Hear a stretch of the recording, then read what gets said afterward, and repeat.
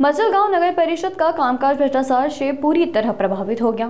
यहाँ हो रहे भ्रष्टाचार पर रोक लगाकर विकास की दिशा में आगे बढ़ने तथा स्वच्छ और निर्भय मजलगांव बनाने के लिए बीजेपी की डॉक्टर संध्या मेडघरे को नगर अध्यक्ष बनाया जाए। साथ ही बीजेपी के सभी उम्मीदवारों को भारी बहुजन से विजय करे, ऐसा आह्वान मंत्री पंकज मुंडे ने किया। नगर परिषद चुनाव के संदर्भ में आयोजित बीजेपी के प्रचार सभा में भी नागरिकों को संबोधित किया गया। लोक वाईट आहेत हे सांगून उपयोग नाही, आम्ही चांगले आहे त्याच्यावरचा विश्वास लोकांच्या मनात निर्माण करणं हे आवश्यक आहे। आणि म्हणून तुम्हाला विश्वास देते, ही जी नगरपालिका येणार आहे या नगरपालिकेमध्ये एक चमत्कार या माजलगावमध्ये होणार आहे। आमची संध्या निवडून दिली आणि तिच्या नुसत्या एकटीला निवडून जमणार नाही। डॉक्टर बनले तसं एकट्याचं लेकरू पाठवून नाही जमणार।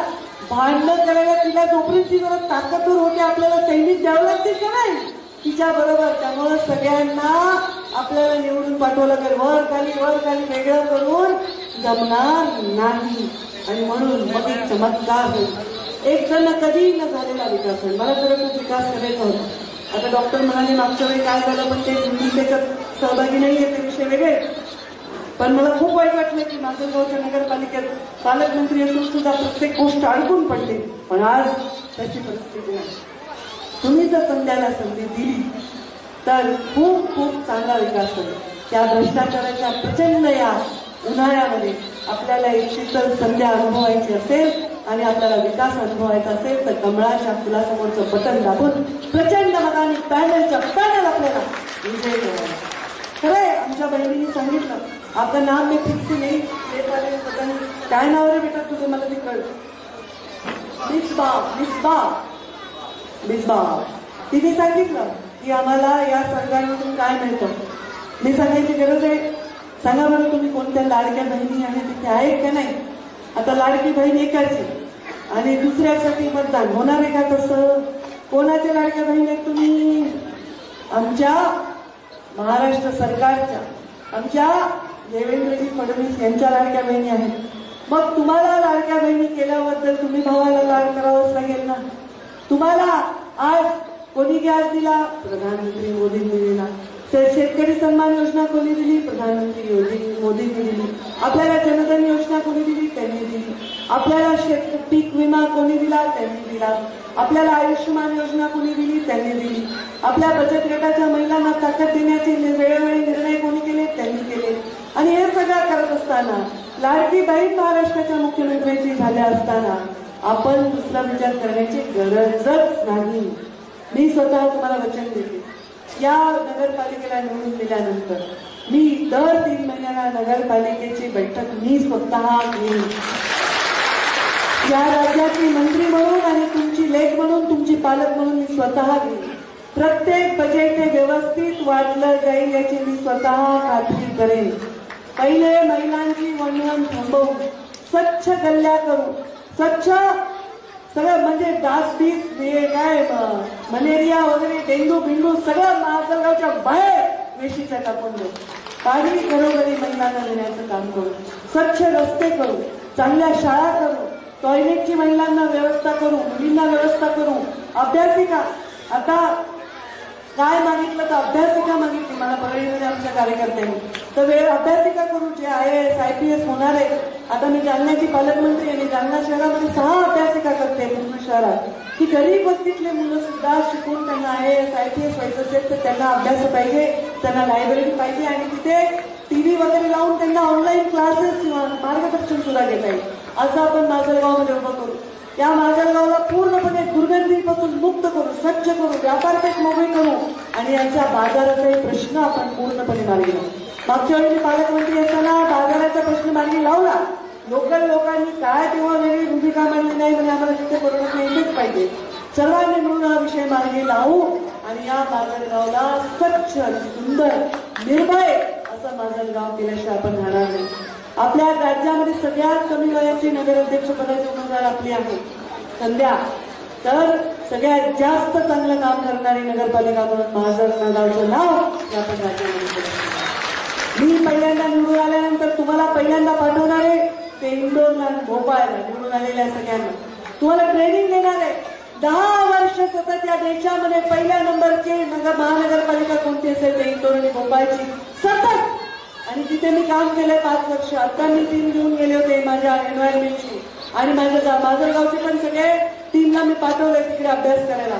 कशी घंटागाडी चालवली पाहिजे, कसा कचरा उचलला पाहिजे.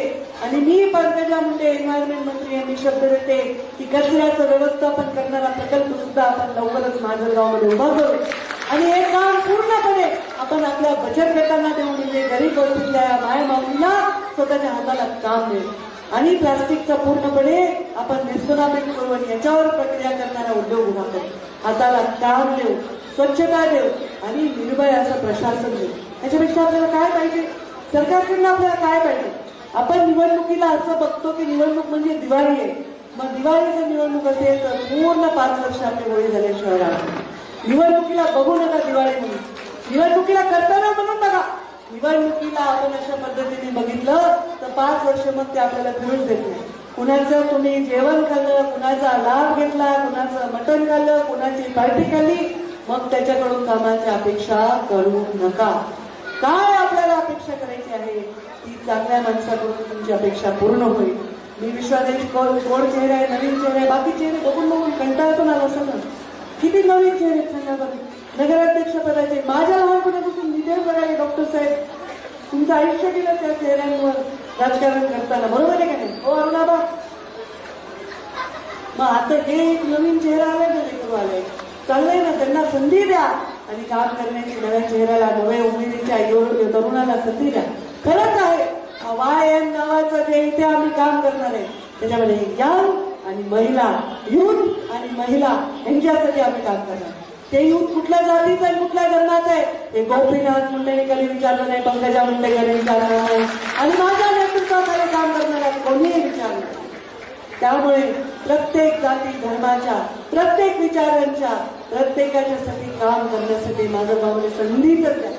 ही संधी जर आपण दिली तर या संधीचं सोनं केल्याशिवाय राहणार नाही.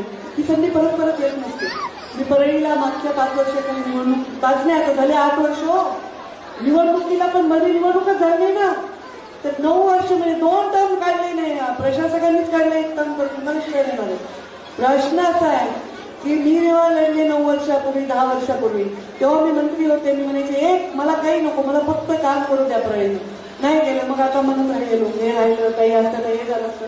परत ती घडी गेली की पिढी जाते, संधी परत येत नाही. मी तुमची संपर्क मंत्री आहे. माजलगावचा चप्पा न चप्पा मला माहिती आहे.